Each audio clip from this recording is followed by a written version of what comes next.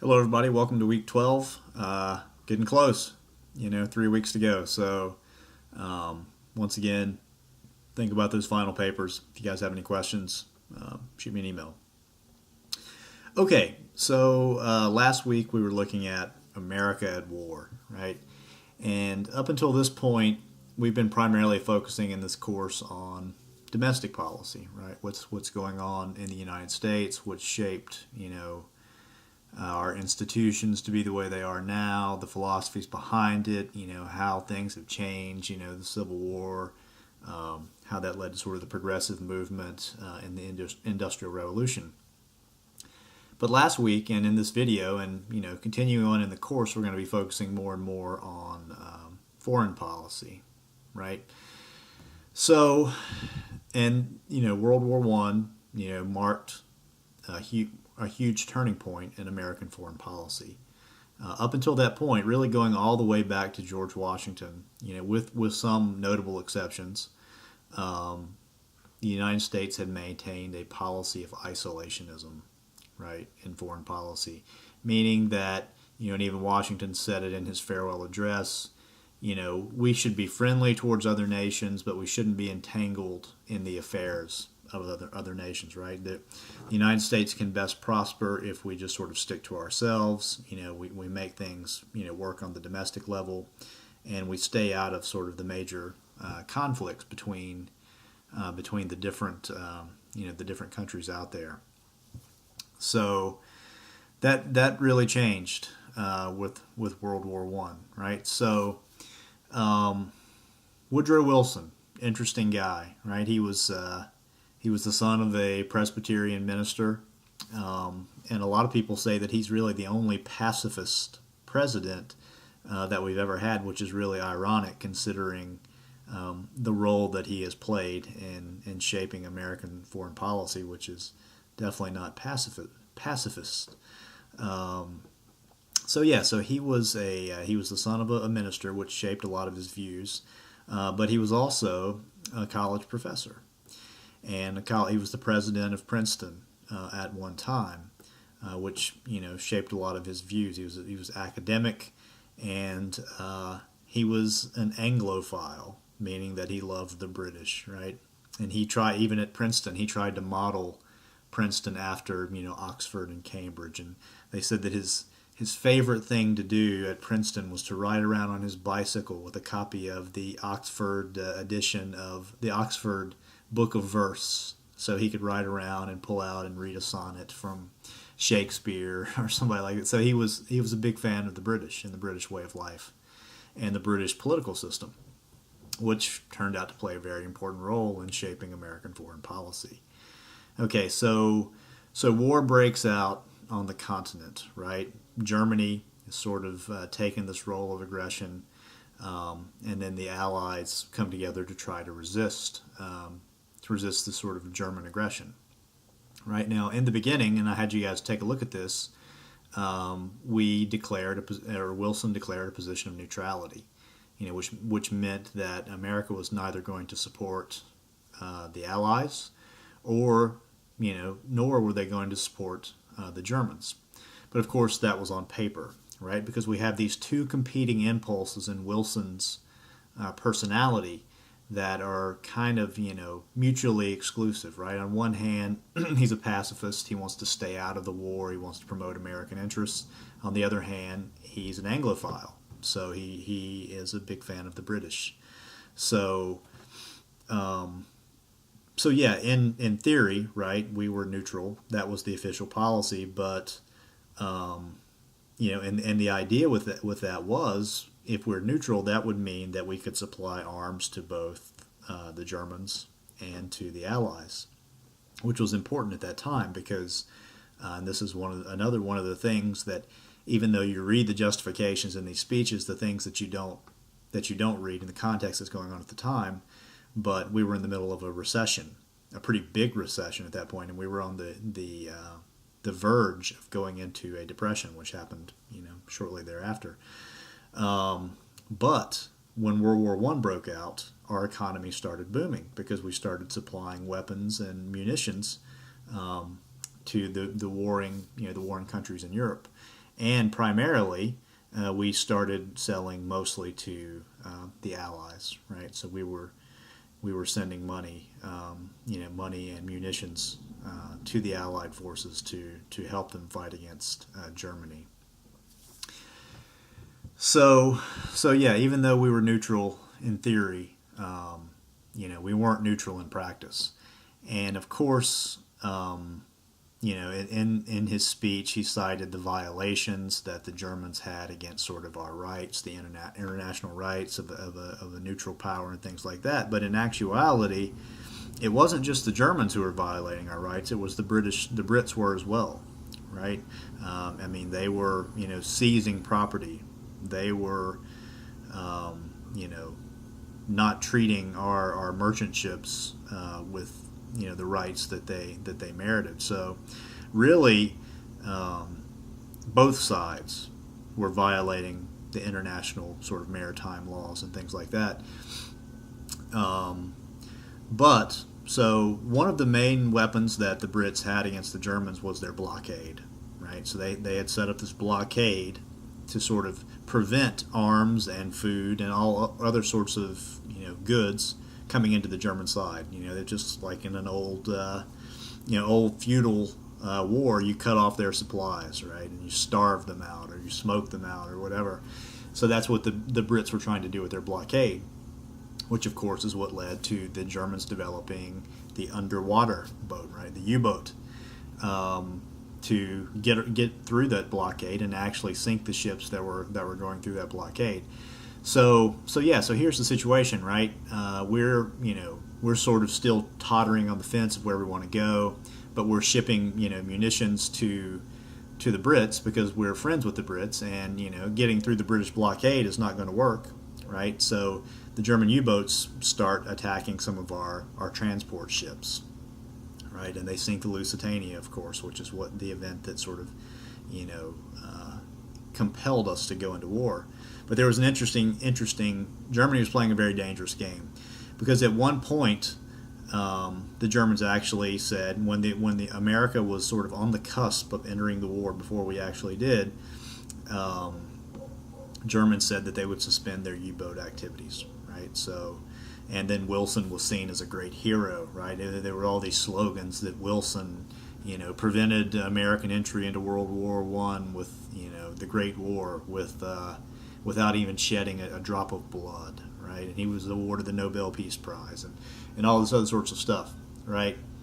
But of course, once we came out and said, okay, we're staying out of this. We're not actually going into the war. The Germans resumed their attacks, and that's when the Lusitania was sunk, and that's when we entered into the fray, and of course America tipped the balance of power, and the Allies ended up winning. Although it's interesting to note that America was actually never an official part of the Allied force in World War I. They were just associated with the Allies versus World War II, right? So we got into the war, and we're not in an isolationist perspective anymore, right? Because after the end of the war, that's when Wilson developed his famous 14 points, right? And that was talking about, how do we create a world system, a world government that can prevent wars like this from ever breaking out again, right? And this was a radical departure from international theory, international relations theory, and international relations in practice before World War I. There was never some sort of intergovernmental, between all the different world governments. There was never an organization that came together that tried to sort of prevent wars from happening through negotiations, through sanctions, all the things that you think about the UN doing now. That didn't exist before the end of World War I, right? When we had the League of Nations that was created after that. So right there, we have a major shift in geopolitics, right? It's not every country for themselves. It's trying to create this coalition, right? That comes together to try to spread democracy, right? So if you've ever wondered, when people always talk about how America became, the world's policeman, and how we're in charge of spreading democracy and protecting individual rights. this moment in time is when we started down that path, right at the end of World War One, when we left sort of the isolationism behind, and we became much more enmeshed in world affairs, right? And here again, we see that Wilson was a progressivist, right? So that ideal of progress, spreading democracy to the rest of the world, did not just apply domestically, but Wilson was using it to apply to foreign relations, right? So let's see what else we got here. Yeah, it was called Wilsonian idealism, right? It was this idea that we need to advocate for the spread of democracy, right? That there should be this world order that works to sort of spread human rights, disarmament, collective security, right? That's another word that you hear a lot. That's the official term for this organization that comes together to sort of protect one another. Okay, so another important trend in both Wilson and FDR is the role that it left America in after each war, right? As we were the people who tipped the balance after World War One. We were very big players on the international stage, right? And also, it's important to remember, and this is especially true after World War II, that the majority of Europe, and in the case of World War II,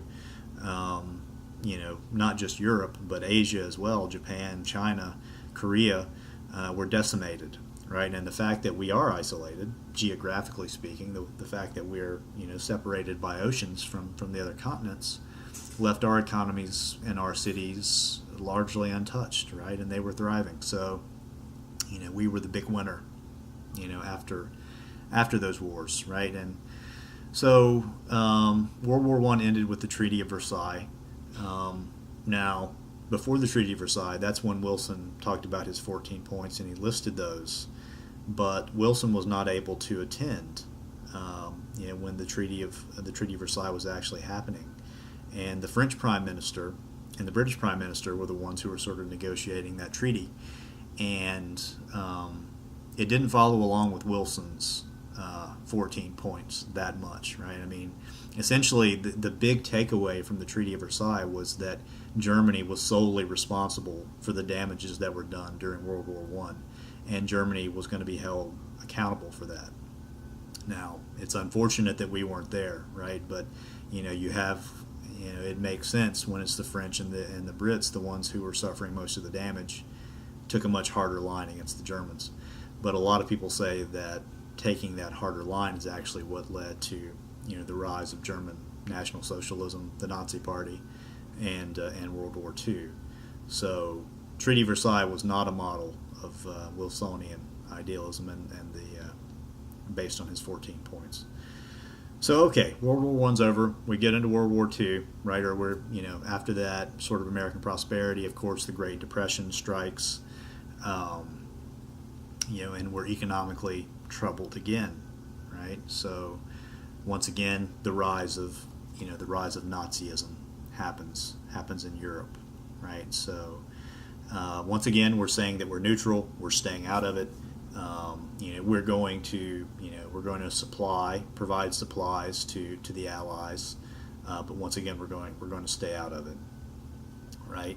But once again, this is a way to kickstart our economy, because the same thing happens, right? We're producing munitions, weapons. We're providing the Brits with that, and gradually we just became more and more entangled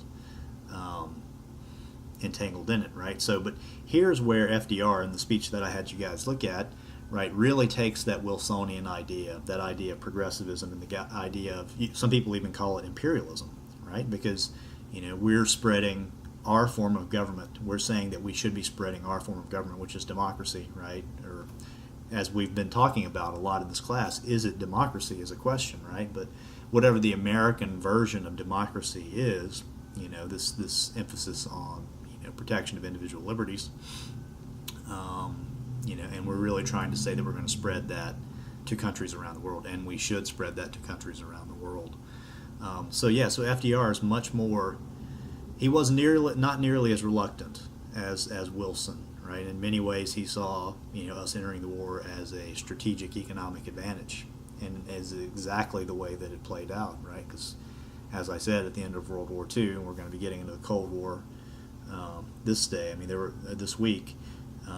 There were only two people left standing at the end of it. It was us and the Soviet Union. So economically, World War II turned out to be a huge boon for the United States. But of course, FDR couldn't just come out and say that. He had to couch it in the language of democracy, and the speech is where he lists his four freedoms, which are very interesting to consider. It's interesting to consider whether how those four freedoms would actually play into the understanding of freedom or rights, as the language of rights, as you might want to consider it, comparing it to sort of classical American political theory with the Bill of Rights.